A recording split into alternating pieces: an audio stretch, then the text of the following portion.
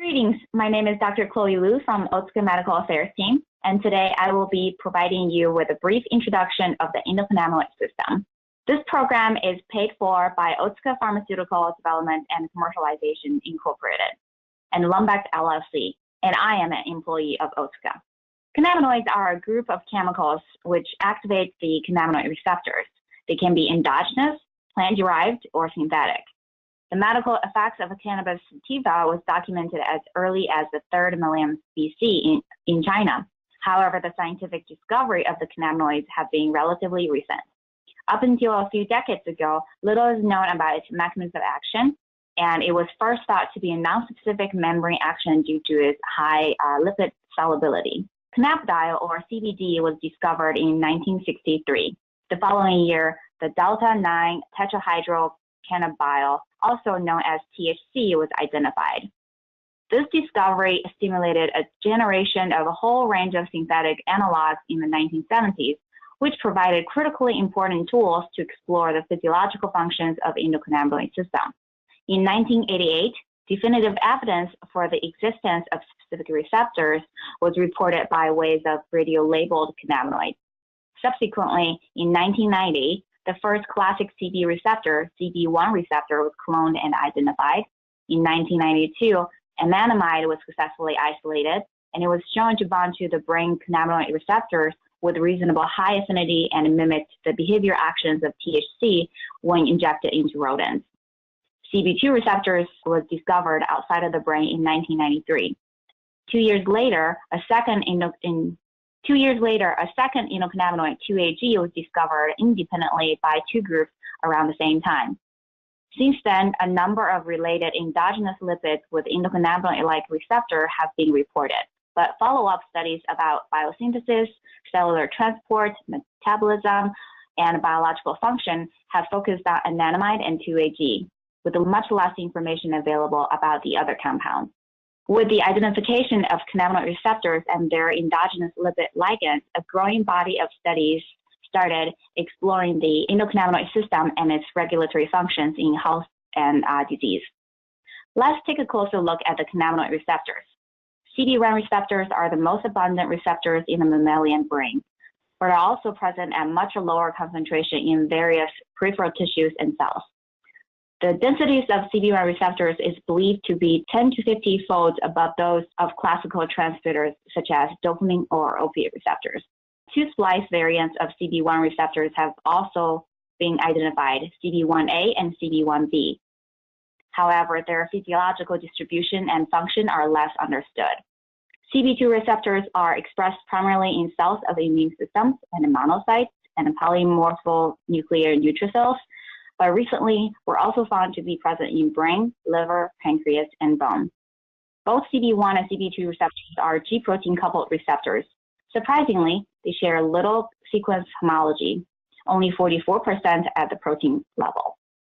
They couple primarily to the GIO subtypes of G protein and have the classic signaling pathways of inhibitions of adenocyclase and activate MAP kinase, inhibit some presynaptic calcium channels, activate certain potassium channels.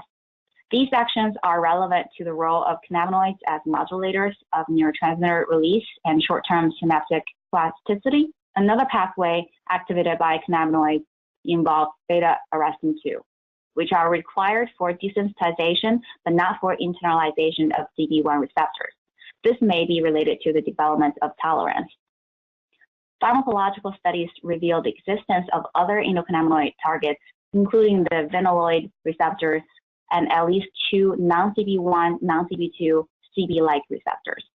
The ubiquitous presence of the endocannabinoid system correlates with its role as a modulator of multiple physiological processes.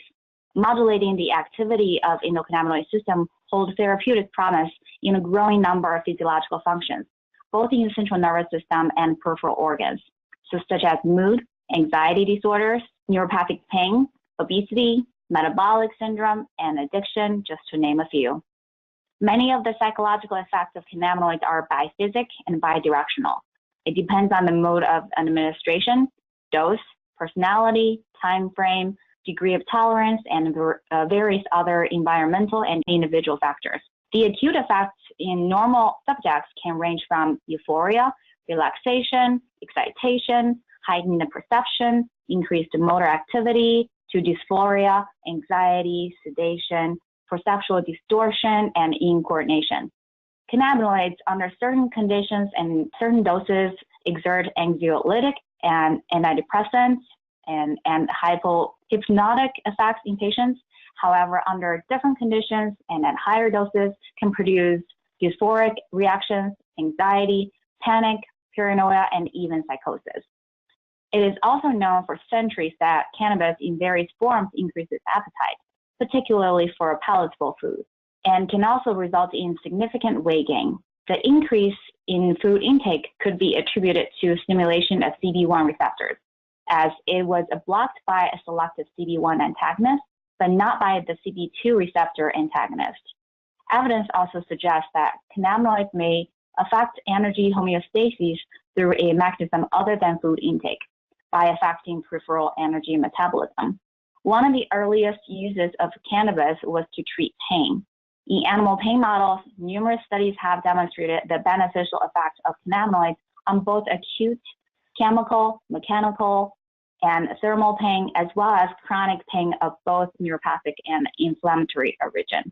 Cannabinoids exert their anti-nociceptive effects by complex mechanisms involving effects on the central nervous system and peripheral sensory nerve. Both CB1 and CB2 receptors play a role. However, in humans, the analgesic effect of cannabinoids is less consistent.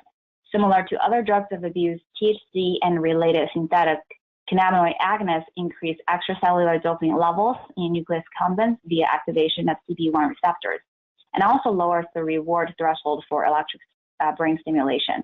The findings that neurochemical and behavioral responses to different classes of drugs abuse can be inhibited by CB1 receptor antagonists suggest that endocannabinoid activation of CB1 receptors in the mesolimbic reward pathway may be part of a common pathway of drug reward. Endocannabinoids, like other lipid transmitters, are not stored but generated on demand in response to a depolarization-induced rise in intracellular calcium or activation of various metabotropic receptors. Anandamide, also known as AEA, is released from a membrane lipid precursor NAPE through the enzymatic hydrolysis by phospholipase D.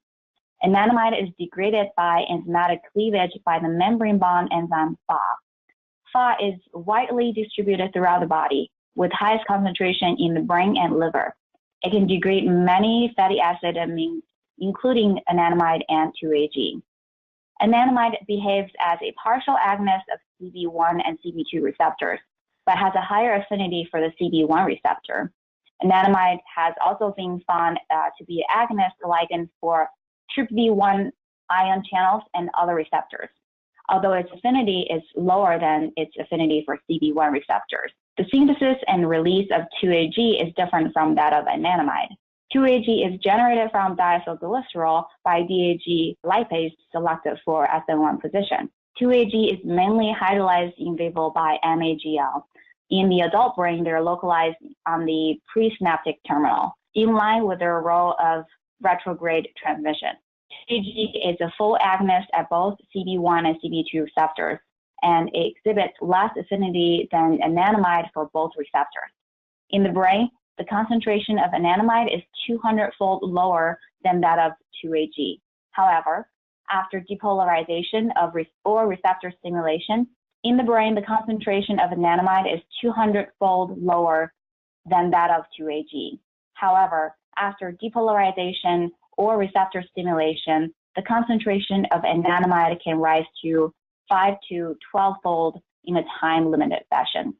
Other endocannabinoids also serve important physiological functions in inflammation, pain control, feeding behavior, and lipid metabolism. There are hundreds of different chemical compounds in cannabis sativa plant. The most studied are THC and CBD. THC is a partial agonist at both CB1 and CB2 receptors, and it is the main psychoactive constituent of cannabis. THC also binds to other receptors other than the classic CB1 and CB2 receptors.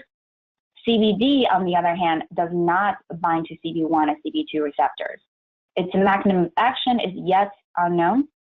It may involve blockade of serotonin reuptake or allosteric modulation of CB1 receptors or inhibition of the enzymatic hydrolysis of anandamide or an interaction with an unknown target. CBD has been implicated in the treatment of epilepsy, anxiety, psychosis, etc. The endocannabinoid system continues to be emerging potential therapeutic target for a growing number of indications. There have been examples of synthetic cannabinoids in different treatment areas, such as appetite stimulation in cancer patients or obesity. However, a better understanding of the endocannabinoid system function and the ways to modulate it will help develop safer and efficacious treatments. Many synthetic cannabinoids are also used recreationally, which can lead to serious side effects. This concludes the introduction to the endocannabinoid system. I appreciate you listening, and hopefully you found this information helpful. Please feel free to continue to explore PsyQ for additional resources. You can also follow PsyQ on Twitter, LinkedIn, YouTube, Apple Podcasts, and Google Play. Thank you.